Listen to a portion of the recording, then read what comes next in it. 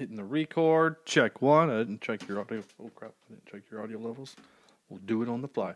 Do it live. We're doing it live. Listen, you're in a privileged position to learn a thing or two. Keep your mouth shut and your eyes open. You say you're serious about doing some good in the real world, well, this is the place to learn.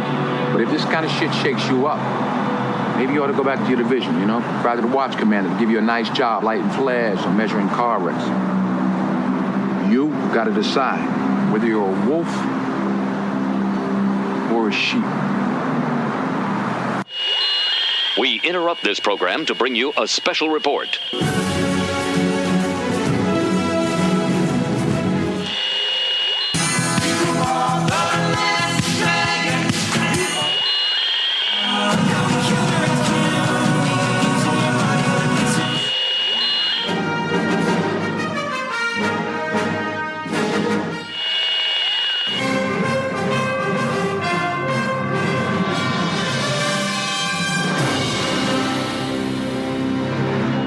This is Cheapseat Reviews.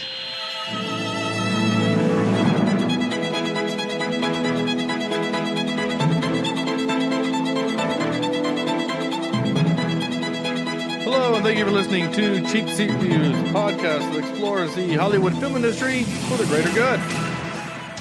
Greater good. This is episode 203, and tonight we're talking about Training Day. You know, that day when you get your job and you're all excited and you go and sit with the boss and you have to watch. You got to go through orientation and it sucks. Orientation and all those videos and from the 80s. Don't with the really, really random and awkward sexual harassment part. Right, where it's like really uncomfortable and over the top produced. It's like those infomercials where people can't handle snack foods. So anyway, that's not what this is. This is Training Day to movie, 2001's Training Day. I am Sean Allred, and joining me tonight is Andrew, never smoked pot from your new boss, Jimison. Hey.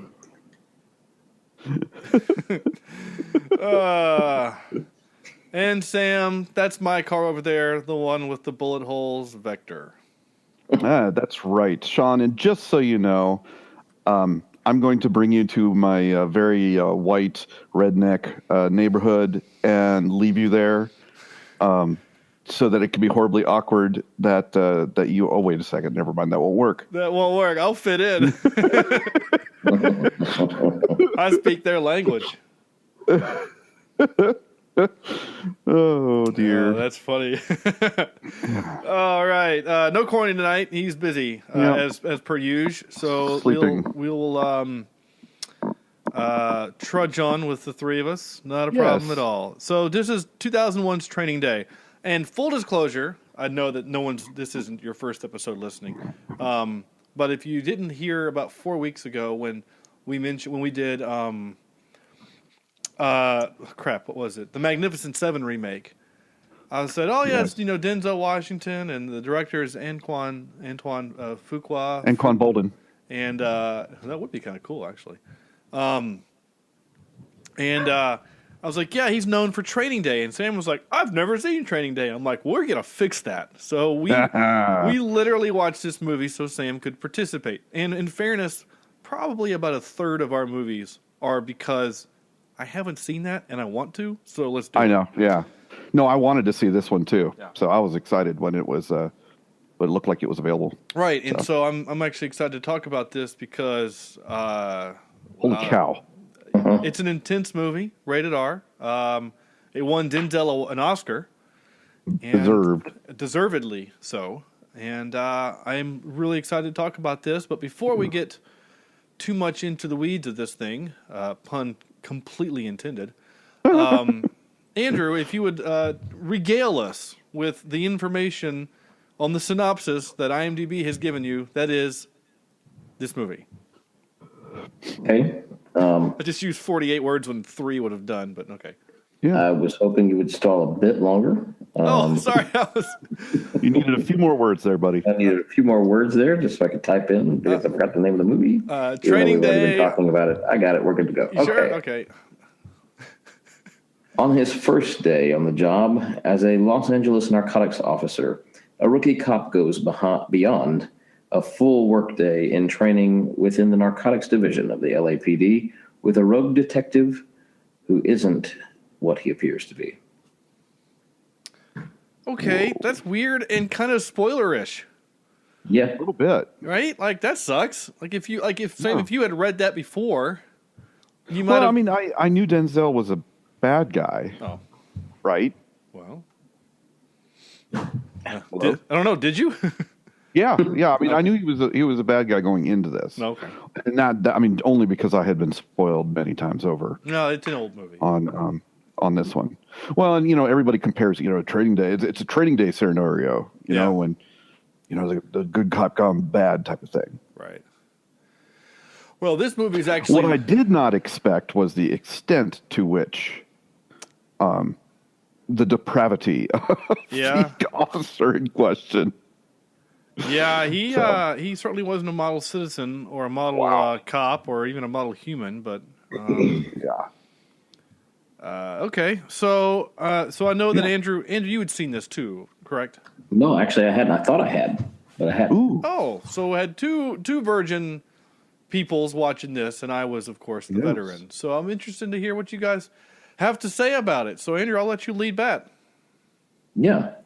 Well, I went into it thinking I'd seen it before, and as I got into like the first 5 minutes, I thought none of this is familiar. So I, just kept watching and hoping that I would remember something, and I didn't. But that's okay because I enjoyed what I saw.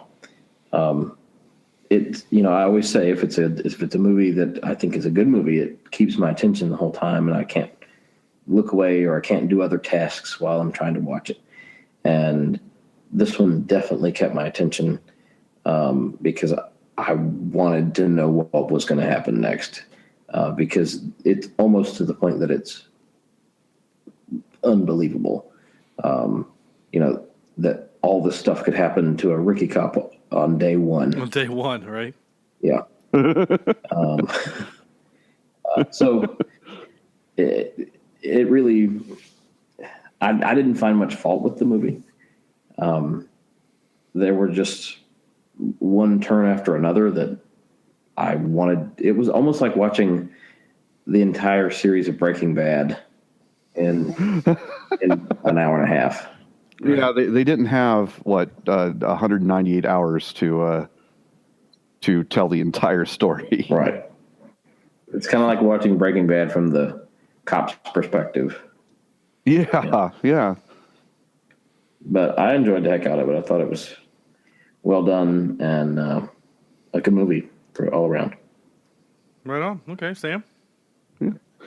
I thoroughly enjoyed this movie, and I kind of had the same thoughts with Andrew in terms of, this all happened in one day, and from them having coffee at the diner to the last shot of the evening, literally. It was so good. Denzel was absolutely amazing in this film, and you want to see more of his character, even though he's so horrible, right, and so just downright evil. I would love to see a prequel of this movie, of how he turned that way, or what was his training day? Was it the same way? Right. I think that would be an interesting take a look at. Yeah, that would be interesting. Have like we could cast this right now. You get obviously those old guys that are in the room there. They can't do it because they're all either old or dead.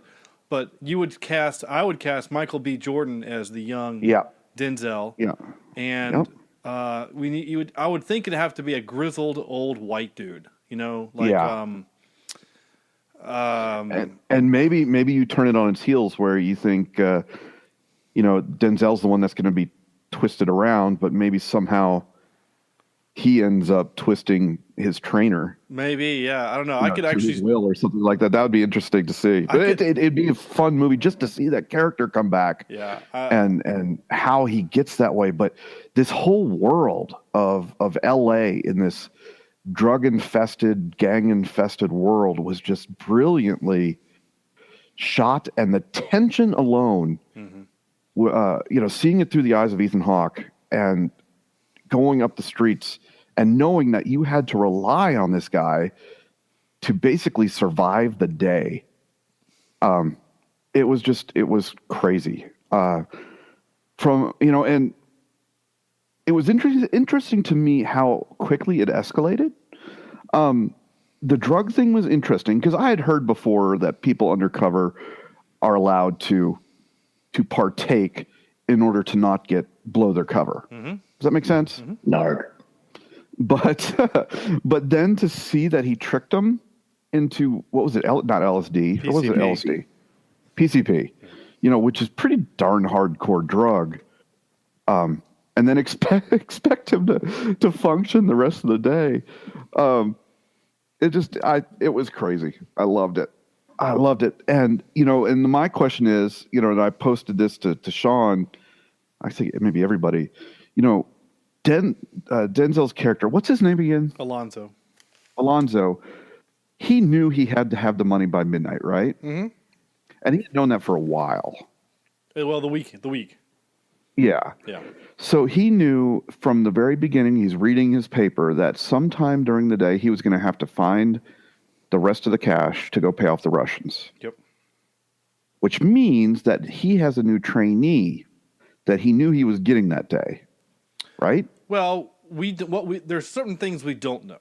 We don't know if he needed not a fall guy, but he needed someone else who would be not just in on it, but like an outsider. Like that's why he couldn't have just one of his other dudes participate in what was happening, because like they're all buddies and maybe it wouldn't work.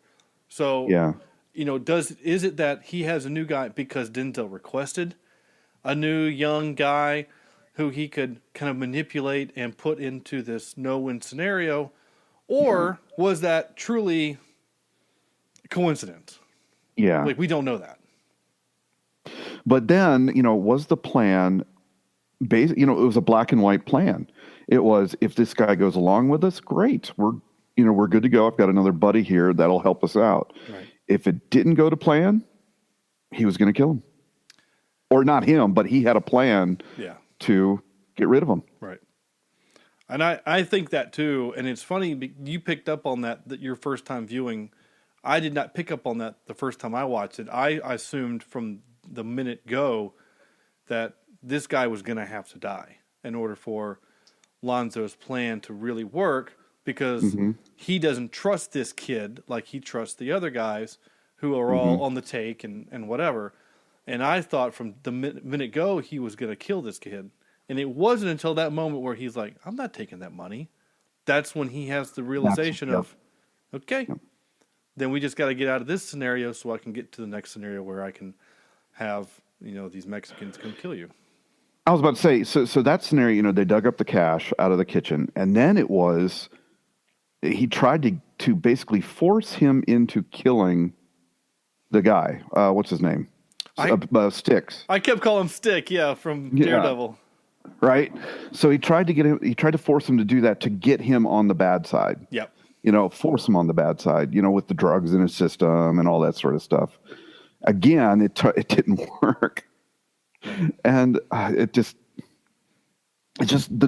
twists and turns they put into this were I loved it. I had a great time. And I was legitimately scared for Ethan Hawke pretty much the entire movie. From the beginning, I thought, this guy's maybe a curmudgeon at the breakfast, okay, I'll put down my newspaper. So you think you're going to be more entertaining than my daily newspaper? Right. You go ahead. Tell me a story. You've been rolling for 18 months with a hot instructor, and the best thing you can come up with is a DUI stop.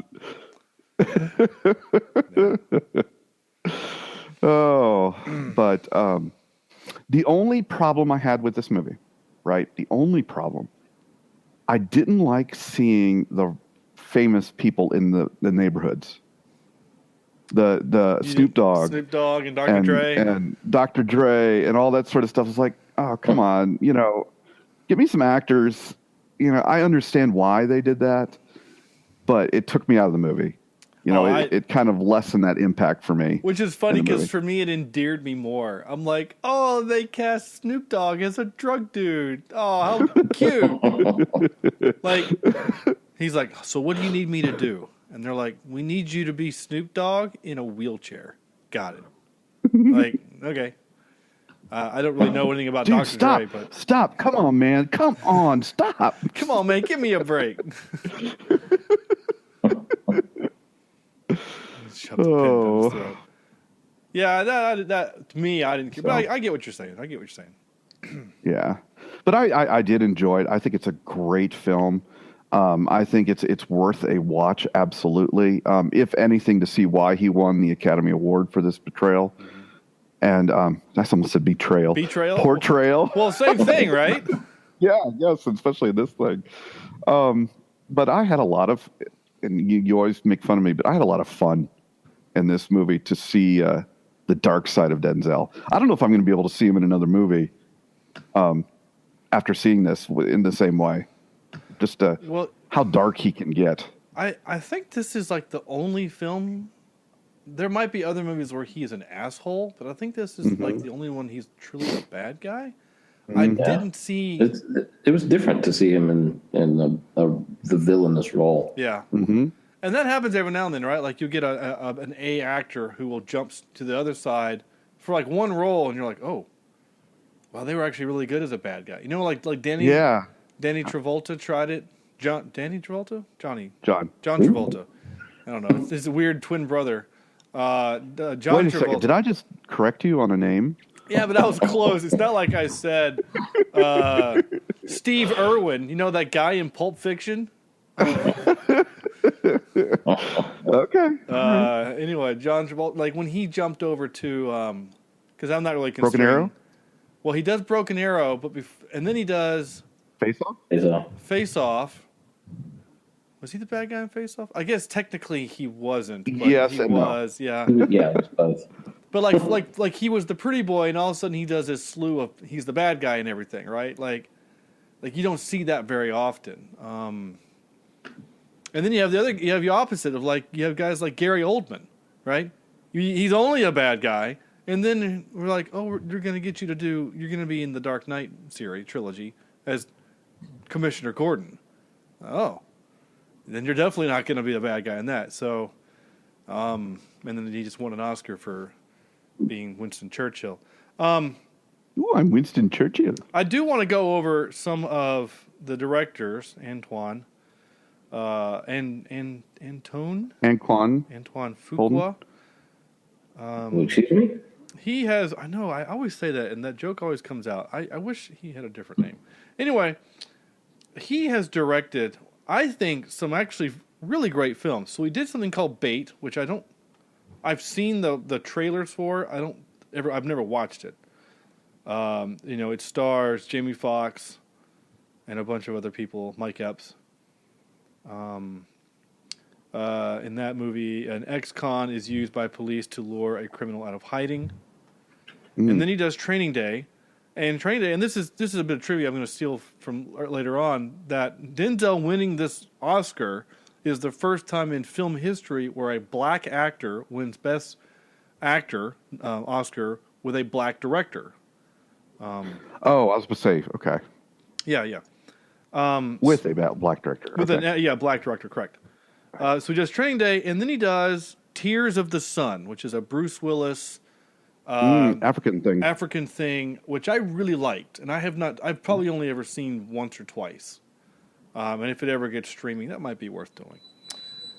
Then he does a really kind of bad King Arthur movie. Which one was that one? That was the one with Keira Knightley and Clive Owen. Oh, Lord, yeah. It was like totally Hollywoodized up. Yeah, and like they tried to, I don't know, it didn't really work, and I didn't think it was very good. So anyway, Keira Knightley was bad in that. I mean, like, yeah, she actually was kind of bad in that. It was not a good movie, but that's okay. You get one every now and then, right? So then he does Shooter, which we've seen for the podcast, which we all liked. Mark Wahlberg and Shooter. And then he does something called Brooklyn's Finest. I didn't see that, but I heard it was pretty good. And then he did what we've done on this show, Olympus Has Fallen, which I think we all liked. I think we all pretty much gave that a thumbs up. And then he did The Equalizer, which I liked a lot. Denzel in a role where he's, it's street justice, but with like crowbars and wrenches as opposed to bullets and knives. And then he did Southpaw with Jake Gyllenhaal. Did not see, but heard good things. And then The Magnificent Seven. So, not too bad. The filmography there. It's a pretty good career, right? Yeah. And he actually might be our most prolific director that we've reviewed, don't you think? We just haven't realized it. Yeah. That'd be a good question. 2, 3, 4. We've done 4 of his films. I don't know. I don't know if any of us want to do that job of looking up to see what directors we've done most of. But I guess if Sam gets really bored over the summer, he can do that. When I get the website back. We'll talk about that later. The Equalizer 2 is in post-production right now. It's probably going to come out soon. He's doing something called American Dream, American Nightmare with a K. It's a documentary. And he's also filming an untitled Muhammad Ali documentary. So he's still doing work, which I appreciate. And he's produced a bunch of other stuff too, which is cool. Anyway, my point is I liked him as a director. I thought this movie was fantastic. Just like Andrew and Sam said. I couldn't not watch the movie. Now, again, I had seen this before. I watched it in college. Frankly, I probably watched it with Corny. He was my movie watching buddy in college. And there's just so much in this movie. Again, you can't. And this movie goes along with my my theory, but my kind of whatever. The fewer notes I take, the better I like the movie. And when you take out the notes for clips. Now, did he save the girl before the drugs or after? I don't remember. It was after. Was it after? He was still kind of coming down. That's why he was wearing the hood, and then he saw it and he ran out, and maybe that's partly why he did it. It's because he probably felt like he couldn't be beaten because he was probably still amped up a little bit. And he did kick those guys' butts, which I thought was pretty cool. Because he's such a kind of unimposing dude, right? Like. And especially when I tell you the list of actors that they wanted to get for the role, I think we all agree that he was probably the best role because of kind of how unassuming he is. But I'll tell you what, once he survives, you can take him seriously. But once he survives that bit with Smiley, he had that look in his eyes of he's about to mess somebody up. Especially when he's leaving the jungle, and like they're all just kind of parting ways for him. I think that was mostly out of respect for standing up to Alonzo and a little bit of fear because this, you know what I'm saying? Like, this crazy white dude, he just stood up to the most corrupt cop we've ever seen and he's walking away. Like, I don't want to mess with this kid, right? So, I loved it. So, I don't know if that is a good for us or bad for the podcast. If the three of us freaking love the I don't know. movie. I'm trying to think of what I could say bad about this thing, but really, Denzel was so powerful. Ethan Hawke played it perfectly as the everyman. We saw this whole world through his eyes. And he's totally relatable.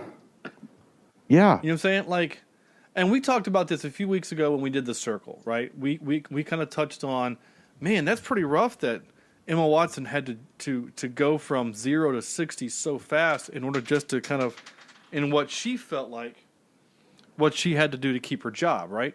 Yeah. And Ethan Hawke is in that same boat. It's like, drink the beer. He goes, I don't want to drink that beer. He's like, come on, man, drink the beer. He's like, all right, fine, I'll drink the beer if it's gonna. You know what I'm saying? Like Denzel does such a good job of peer pressure that he felt like he had to do it. So So here's a topic I do want to touch on. I didn't send the notes over to you earlier, Sam, mainly because I was driving all day and I just forgot. But you having the psychology major that you have, and Andrew, I want to ask you this question before Sam, you answer. Have you ever heard of the term gaslighting before? Gaslighting people? Yeah. Have you ever heard that term? Either one. You know, the funny thing is I've been hearing it on Facebook a lot more nowadays. I don't know exactly what it is, but... Yeah, I've heard it. I don't know what it is. I'm not going to pull up Wikipedia and go through what the truly meaning what it is. I'm going to give you the Opie quick translation. One of the podcasts I listen to, they talk about certain genuinely heavy things, and one of them was this topic. And so the idea is it's a process that when one person wants to have control over another person, usually it's man over woman in the marriage, but not always. Sometimes it can be parent to child or brother to sister, or in this case, supervisor to trainee. And typically gaslighting is a process that takes a long time. And what you do is, the process is, the point is to confuse and to obfuscate the truth in order to gain control, right? So think of it this way, Sam. If you decide you become the worst person ever and you're going to do this to your wife, Kimberly, you start telling her blatant lies. It's easier for me to use names of people that we know. You start telling her blatant lies, right? You know, you pull money out of the account, and then she notices it, and then you put it back in there, and she's like, "Where did the money go?" And you're like, "I have no idea what you're talking about. Nothing happened," right? And you do this over a long period of time, and you do these lies, and you do other things like that, or like whatever, to make her think she's crazy, right? That she's physically losing her mind, right? Whatever you do, you come up with all these ridiculous scenarios, and sometimes the people that do this pay coworkers to participate, or family members if they just like this crazy power trip, right? You know, whatever. I'm serious, it's crazy, right? Oh my gosh! Okay. And the purpose of this is that if now Kimberly is questioning her normal reality, her normal sanity, she's going to look to you, her spouse, as the only truth center. And now you have gained control over her because now you control her reality. Where that term comes from is from an old 1950s play where the husband was trying to make his wife go crazy so that he could commit a murder and make her think she did it, I think. And the term gaslight was back in these old time apartments where they were literally gas lit. He would go upstairs and make a bunch of noise and lower the lights and then come back downstairs. And she was like, "Did you see that? What'd you do?" And he's like, "Nothing happened. I don't know what you're talking about." And he tried to slowly make her go crazy. And there's other parts to this particular thing. And so as I'm now having known that, literally I listened to that podcast 5 days ago and then watched this movie. I now had a new perspective on what was happening. And Denzel is gaslighting Ethan Hawke in the matter of a day, right?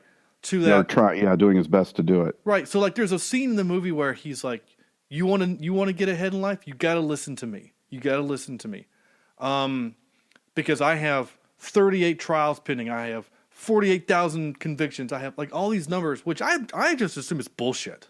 Seriously, I just assume he's lying. That's the blatant lie, right? To get him to buy into. Yep. Other things that you do in gaslighting is you give not just backhanded compliments, but you give compliments to subvert something else. Like Kimberly's going, I don't really know what's going on. I think I need to go see a doctor. You're like, "Kimberly, you're too smart to go to a doctor. You don't need a doctor. You're smarter than a doctor," right? It's a compliment, but you're also denying her what she feels like she needs, right, as help, but you're still complimenting her, so she thinks that you have her interest in heart. And so so Denzel does that. His character does that in the movie, where he's like, "Man, you're a good cop, and you want to do right by the streets, and you want then you got to stick with me," right? Like he's giving him these compliments, that you're going to be a good cop. Look, you bust up those 2 guys. Good job. Now, come on, let's go smoke some crack, right? Or whatever. You know what I'm saying? Like, here's the compliment. Now, here's the thing that I'm going to do to subvert what you know is to be true, right? You know, as a good human and as a good cop, now drink a beer while we're on the shift, right? So there's, I'm actually surprised, Sam, you hadn't kind of gone over that in your classes, but that might be such a new, it's obviously an old concept, but maybe such a new term that maybe. I mean, maybe in psychology I did, but I don't remember much of that. Obviously, not your business classes. Yeah. This is how to do this to your employees now. So anyway, I know I kind of went on a weird little tangent. Generally we try to avoid the whole psychologically changing, in that way for your employees. To psychologically damage your employees is generally not a good idea. Yeah. What do you think, Andrew? You're a teacher. Yeah. I mean, isn't that what you guys do on the regular? I mean, I psychologically damage children every day. I don't consider it a good day if I haven't. That's okay. They're trying to do it back to you, so it's all fair, right? Okay. So I'm going over my notes here. I wrote the scene. The first thing I wrote was off to a good start. And then I wrote, and I was really wanting Corny to be here, but he and I have had this conversation several times. But removing the hydraulics from his car, that's the kind of car I could always see Corny driving.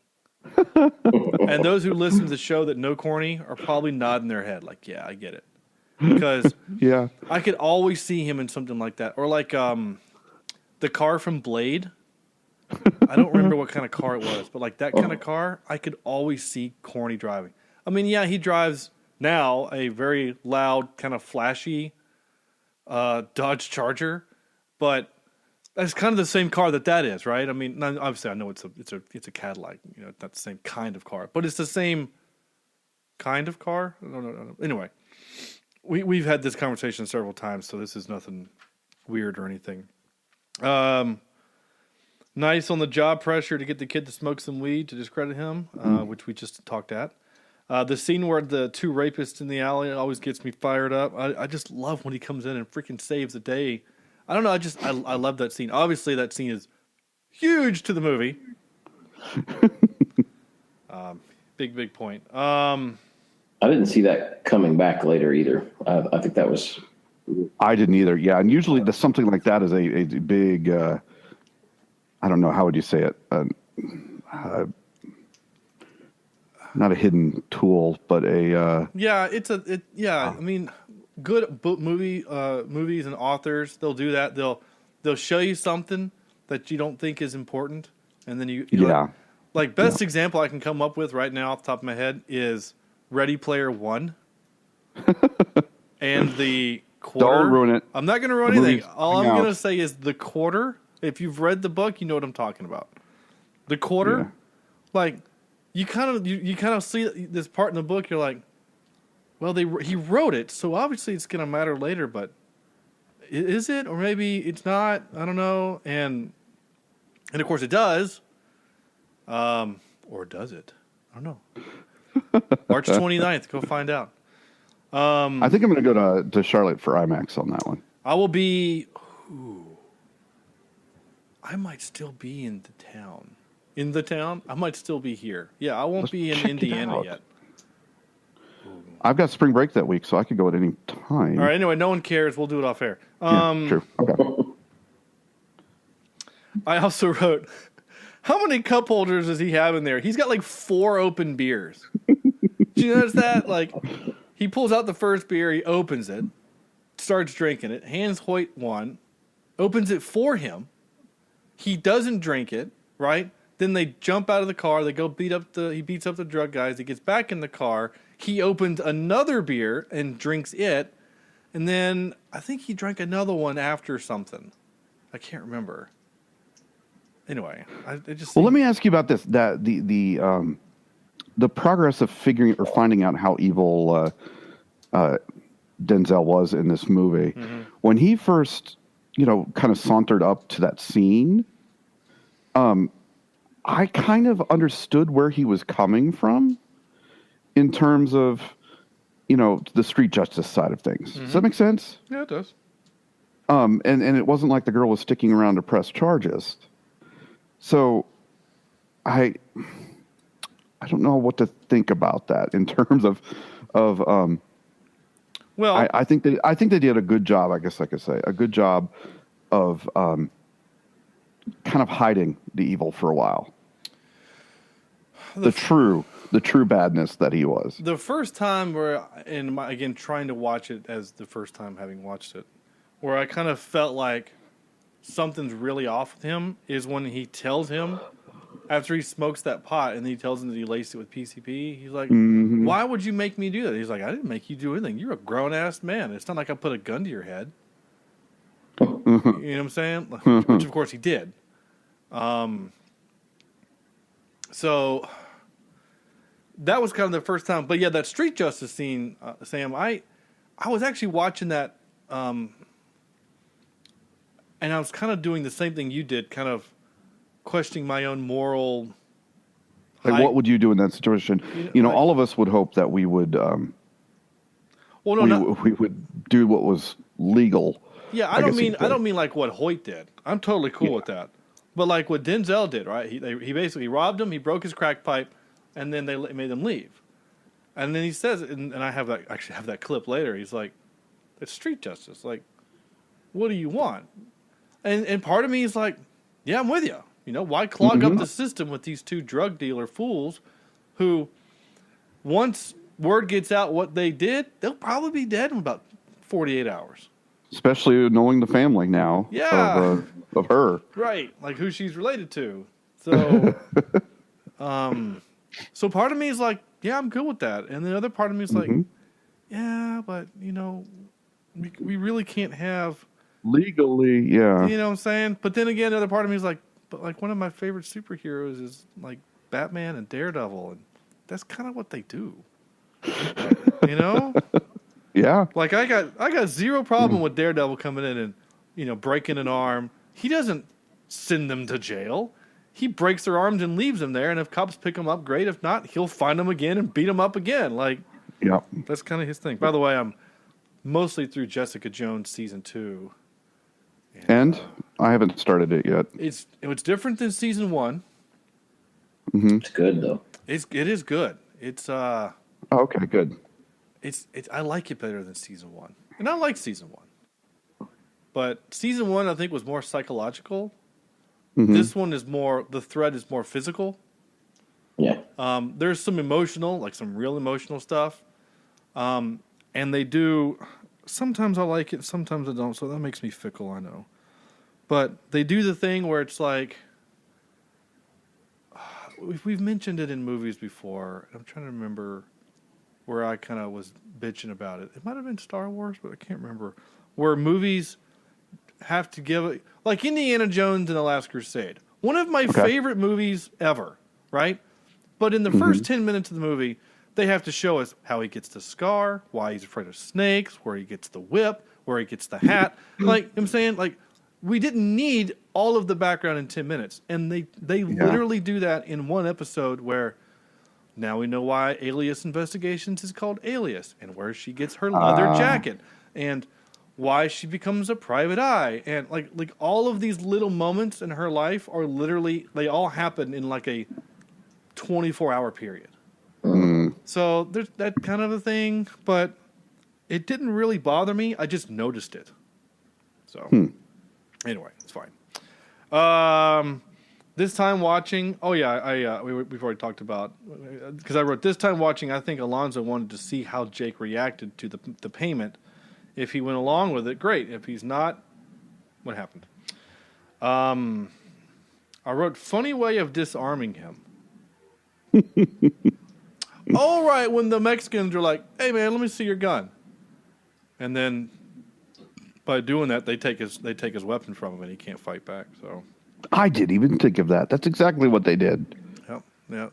Because holy crap! Because Smiley checks the window to make sure that Lonzo's gone, and I didn't know it, but in the trivia, if you listen carefully, you can actually hear Lonzo's car driving off. Huh? And that's when they're like, "Hey, what kind of gun do you got?" And he goes, Wow. I have a Beretta 92S. And he goes, oh, like this one? Yeah. So, and then I wrote, my last note was, his car looks pretty good for crashing into 2 other vehicles. Anyway. Anybody got anything else? Andrew, I think I heard your laundry. I think it's ready. No, dishwasher. Oh, dishwasher. Yeah. Ding, fries are done. Ding, fries are done. I didn't write down any tropes. I guess, crooked cop trope. It's not what you know, it's what you can prove trope. I guess there's probably some other ones. I can't think of it. Off the top of my head. Did you guys know this freaking Terry Crews was in this? Yeah. Yeah, there was, like I said, there was a lot of famous faces. Well, he wasn't famous yet, though. He was just ex-football player. Holy crap, he's really tall. I mean, again, the first movie I remember seeing him in and going, wow, that dude's really big. Oh, he's an ex-football player. Was in The Longest Yard with Adam Sandler. Mm-hmm. I was man, you're a real Mick asshole. Cheeseburger Eddie. All right, here's some clippy clips. Number 1. May I read my paper? I'm sorry, sir. Thank you. You know what? I'll get something to eat. Oh, hell no, you won't. You that up. I'm trying to read my paper. Please, shut up. Man. And the funny He's not thing, a morning person. well, the other funny part is like Ethan just can't keep his mouth shut, right? He's one of those guys where silence drives him crazy. And whereas me, I'm good with it. Seriously. Obviously, he doesn't work for a podcast, but my boss, who I've been working with for a while now on these jobs, we go on road trips. I literally might not talk to him for 2 hours because I don't need to, right? If I have something to say, I'll say it. If he has something to say, he'll say it. Otherwise, I'm going to read my book and he's going to drive, So, but that's just me. Not everybody can do that kind of a thing. And I'm like that. Honestly, I'm like that with my wife. We've been married 10 years, but I can be in the car with her and literally not talk to her at all, and I'm fine with it. Don't need. Yeah, I think sometimes you don't need to, but some people can't do that. So no judgment. I'm not saying I'm better. Just saying that's who I am. It just made for a funny scene. I laughed honestly in that scene. I had to clip it out. Today's a training day, Officer. Oops. Yeah, there it is. Smiles and cries. I hear you. Oh, I didn't mean to start that one either. Yeah, there we go. Today's a training day, Officer Hoyt. There we go. Obviously, the next clip is the Smiles and Cries bit with Stick. So here, if you don't know Stick, go watch the Daredevil show. He's in it. You will understand. And he's great in that show. Oh, yeah. And he's the mentor of Daredevil. Okay, here we go. Smiles and cries. I hear you. Yeah, you gotta control your smiles and cries, because that's all you have, and nobody can take that away from you. I thought that was actually really cool. Next clippy clip. I forgot what it is, so here you go. Oh yeah, street justice. Here you go. 16 seconds of street justice. You know they'd have killed you without hesitating. That's why they belong in prison. For what? They got beat down, they lost their rock, they lost their money. The message from Hillside probably gonna smoke them. I mean, Jesus, what more you want? I want justice, right? Is that not justice? That's street justice. What's wrong with street justice? Oh, just let the animals wipe themselves out. God willing. There you go. This scene is another scene where it gets your blood going because it escalates real quick and you don't know how it's going to end. But I freaking love this scene. I really do. Because again, it also kind of shows that Hoyt is kind of a badass. He's not just some dude that can be pushed around. Los Angeles Police Department narcotics officer was killed today, serving a high-risk warrant in Echo Park. Give me the bitch. LAPD spokesperson said the officer is survived by his wife and infant child. Shit gets deeper. You get the picture? Yeah, I got the picture. Hey, that is the second time you pointed a gun at me. There will not be a third. Damn, boy. That's what I'm talking about, Jake. I love that. That is the second time you pointed a gun at me today. There will not be a third. I love that. That's a great line. Probably one of the more powerful lines in the movie, other than I have a little girl scene. Because that scene's kind of rough. Rough business. This part, speaking of that very scene, this part made me laugh. This is some trippy ass shit, Holmes. I just like him. and here's a little, I guess it's not irony, I guess it's just coincidence, but they call him Sniper. And then, like, one of the next movies he does, which is Clear and Present Danger, he's a sniper. He's a sniper. Yeah. He's also crazy in Breaking Bad, by the way. Oh my God. He's in Breaking Bad? Same character, basicly. Yeah, it really is. Speaking of him specifically, I need my clip. Hold on. Remember how I'd said every now and then when I would find trivia on IMDb, which I just thought was just garbage. So here you go. That is one big pile of shit. There we go. So the scene when they're like, you ever get your shit pushed in? And he's like, yeah, I'll get your shit pushed in, Holmes. That hurt to do. And then the other guy says, yeah, man, me and the homies always like to get our shit pushed in, right? The IMDb actually had to put the trivia, in case you didn't know what that meant, that means gay sex. It's like, no, really? Is that what that means? That's so stupid. Someone felt like they had to write that, in case we didn't know what that meant. Oh, my Lord. Okay, here we go. Trippy ass shit. Here we go. I'm gonna get that gun, and then I'm gonna get that money. And you ain't gonna do a damn thing, because you ain't gonna shoot no cop in the back, are you? Don't do it. You know what they give you for that? The gas chamber. You know what the gas chamber smells like? Pine oil. That's where you headed, boy. To pine oil heaven. I'm gonna get that gun, and then I'm gonna get that money. I just like that line. Pine oil heaven. Because it's just kind of random, but okay, I'm with you. Sure. Yeah, pine oil. Okay. And then he said this, and again, I again, very intense scene. I didn't cap out King Kong ain't got crap on me.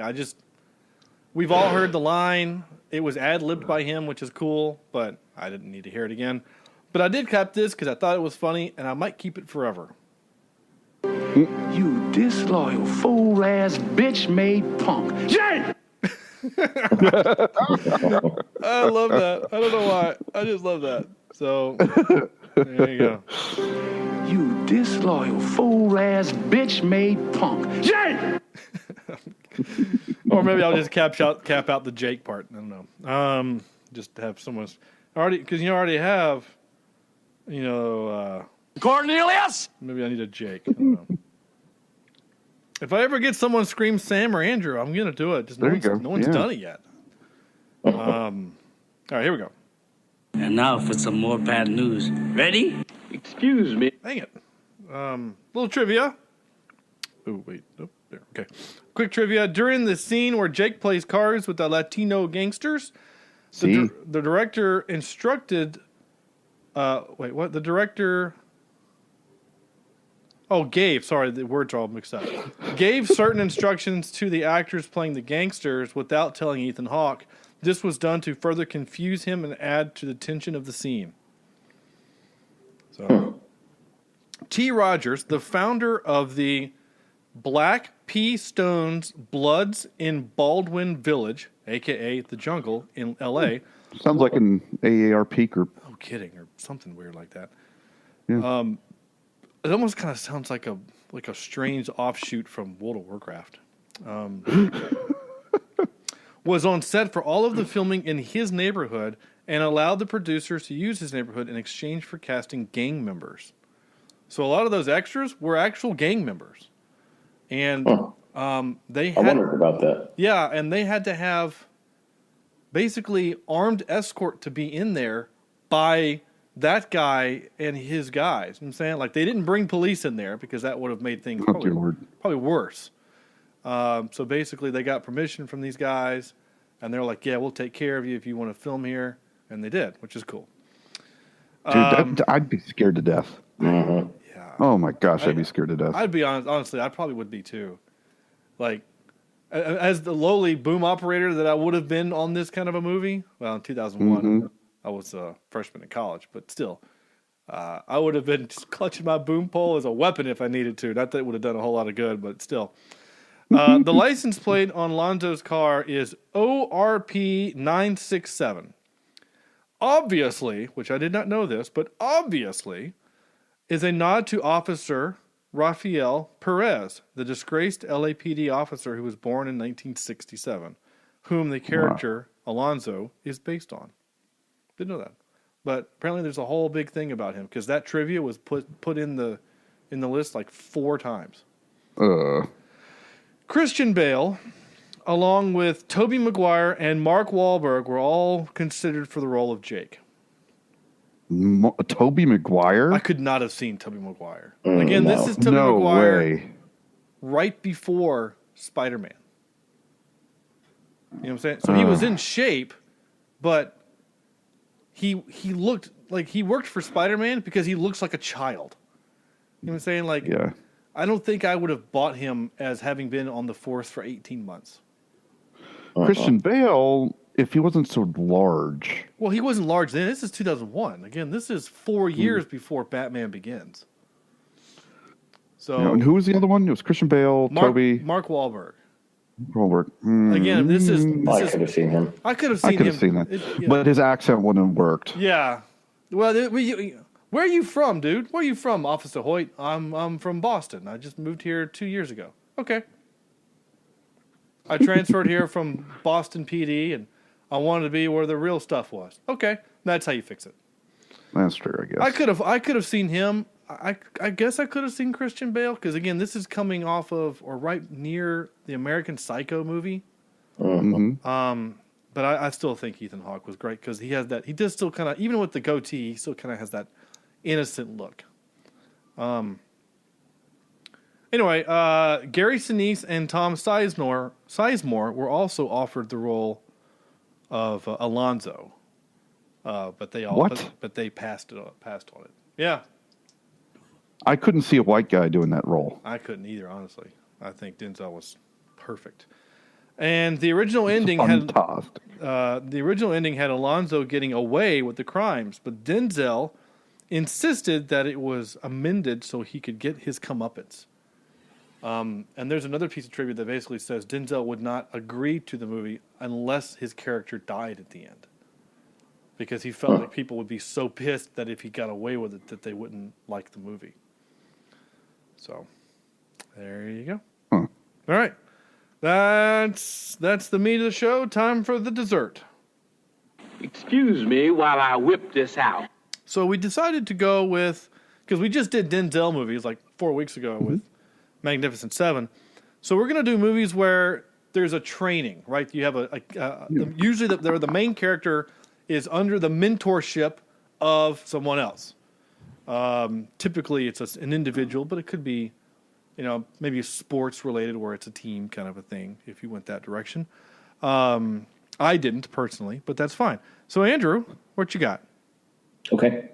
I have a quick honorable mention of The Other Guys where Will Ferrell is a real cop, so he says, but he actually kind of gets trained by Mark Wahlberg throughout the movie with his desk pop. Yeah, have you popped your desk chair yet?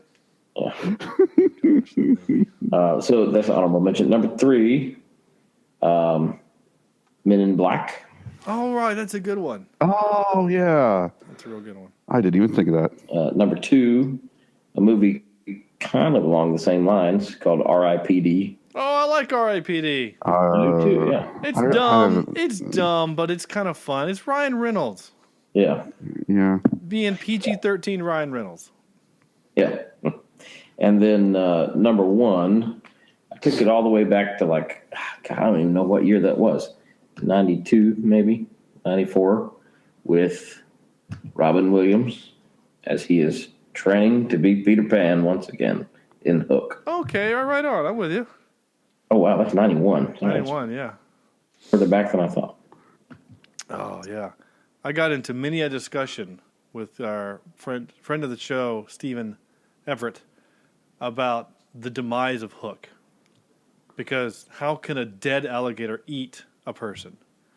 We thought he'd just be standing there, right? Yeah, he'd still just be there. Like even though there's a burp, like I always attested that Hook got away. In the dust cloud, he escaped, and that was going to set up the sequel. I said that for years. So, looks like I was wrong. Sam. All right. I've got an honorable... let me get my phone out here. I've got an honorable mention for Whiplash. I've not seen that yet. I need to see it. It's so bad. Man. You talk about an evil character. It's Check fantastic. that. Oh, man, that movie's amazing. I've got number 3 at Batman Begins. Okay. And I believe this is the first time I've been able to use that, so I'm pretty excited about that. Yeah. My number 2 is pretty much the Harry Potter series. Okay, sure. He's basically being trained, but especially, I can't even remember which one it was. Was it the first Deathly Hallows where he's following around Dumbledore and he's finally being trained how to win? I can't remember. No, it wasn't that because somebody was dead by then. But it was. It would have been the one before that. The Half-Blood Prince is where he. Okay. Goes. Yeah, I think it was Half-Blood. Fact-finding mission. And then my number 1 is Empire Strikes Back with Yoda and Luke. Oh, that's a good one. I didn't think about those. That's good. Yep. I'm surprised you didn't try to sneak Jurassic Park in there somehow. Yeah, I was trying to think of how to, but the main Velociraptor trained the other 2 Velociraptors how to eat people and unlock doors. I mean, I guess you could do Jurassic World, but that's not the same thing. Yeah, not even then. I don't think it really would work either. Yeah. How about you, Sean? What you got? So mine, I'm all over the map. Just because my brain's not working very well tonight, I just don't feel well. So my Google search came up with this list that I created. Number 3 is Edge of Tomorrow, where Tom Cruise is being trained by a very sexy, I love that movie. Emily Blunt to fight. And Time. Basically, okay. Awesome. I like that one. Oh, I'm going to honorable mention, just because it made me think of it, Ender's Game. I'm just going to honorable mention. I know you weren't a big fan of that one, Sam, but I like the movie. Me too. Ender's Game. And the book was great. Yes, book was amazing. But they usually are. That would be 3, would be Edge of Tomorrow. Number 2 is The Karate Kid. If you like the old one, you pick that one. I personally like the new one, so I'm picking that one. I like the one. Have you seen the preview for the new Cobra Kai? Yeah, it looks kind of funny. Yeah, it's interesting. It's funny. Speaking of, however, Jackie Chan, I did do an anchor post a week or so ago for The Foreigner with Jackie Chan. And if you want to go listen to that anchor post, by all means. If you don't, all I'll say is it's not a Jackie Chan movie. It's not. Really? He's on the post. He's not going around fighting with things that he finds? Like, he does that a couple times. Law-abiding citizen, right? That's